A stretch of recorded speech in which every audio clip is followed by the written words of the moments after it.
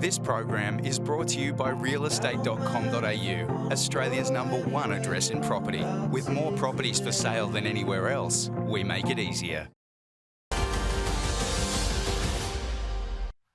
Thanks for being with us here on Business Now. Let's take a look at the expected auction volumes this weekend. And so far, realestate.com.au is seeing more than 2,700 auctions over the weekend. It's obviously going to be a bumper time in Melbourne. Plenty of properties there. We'll get to that in a moment, but let's start with Sydney. Though almost 800 properties are expected to go under the hammer.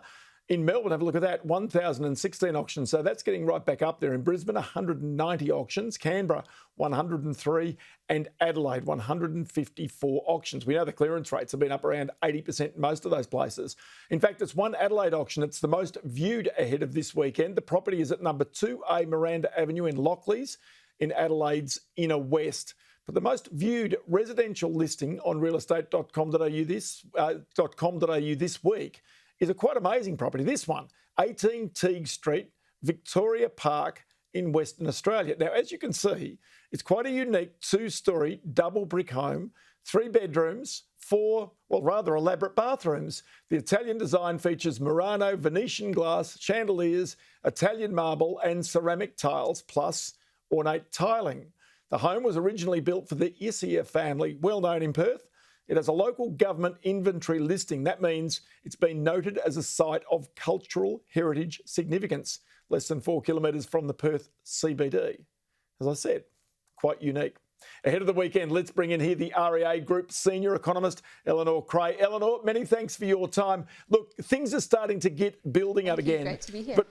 But all this talk from even the Governor Lowe, the inflation rates coming out of the United States, do you think this spooks the buyers, or do you think it simply means that they go a bit harder and try and lock in the cash while they can?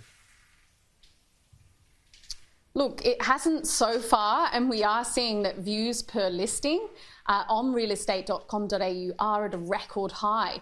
And views per listing have particularly increased in both Brisbane and Adelaide, almost doubling since this same period last year. We're also seeing that auction volumes are particularly strong at the moment.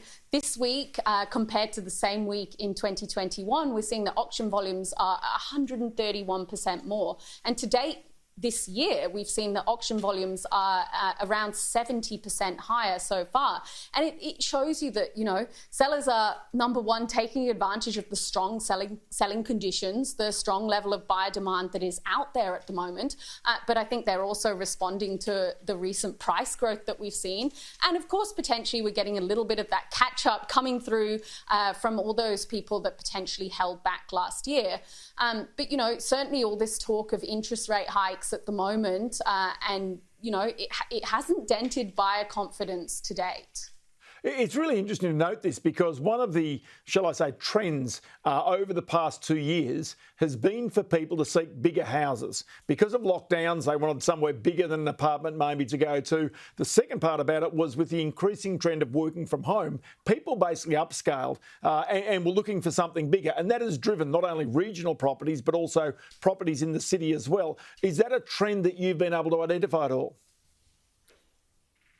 Oh, certainly. I mean, across nearly every single metric that we track at realestate.com.au, that huge preference shift that we've seen as a result of the pandemic with people, I guess, reassessing their lifestyle wants and housing needs has played out. And we've seen a huge increase in popularity for regional markets, lifestyle, amenity and coastal markets. That's actually even playing out in the auction numbers at the moment. So whilst we're obviously seeing larger volumes of auctions in Sydney and Melbourne, the places that have had the largest uptick in auction volumes, certainly compared to the same period last year, are regional New South Wales and regional Queensland. Again, just, I guess, evidencing that sellers are taking advantage of those strong selling conditions in regional areas, given the popularity shift that we've seen towards regional areas as a result of the pandemic.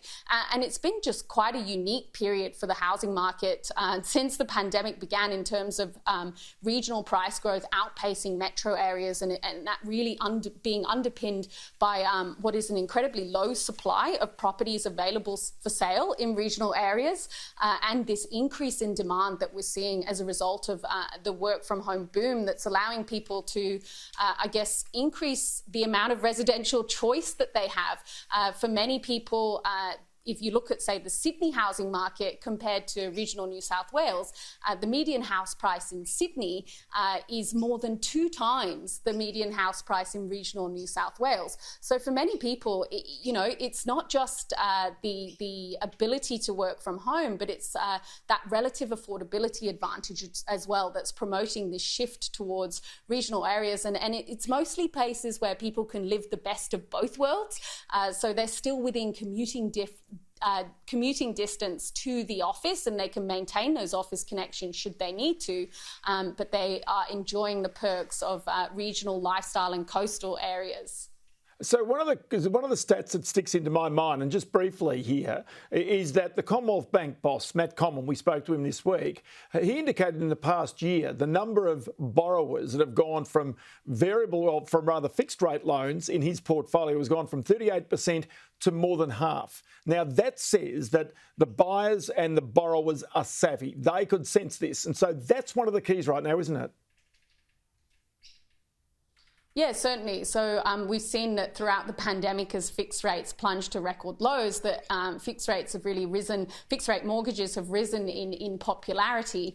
But I mean, I think now we're starting to see that, all the banks are hiking fixed rate mortgages. They've certainly come off their record lows that we saw last year, whilst largely variable rates have still been dropping.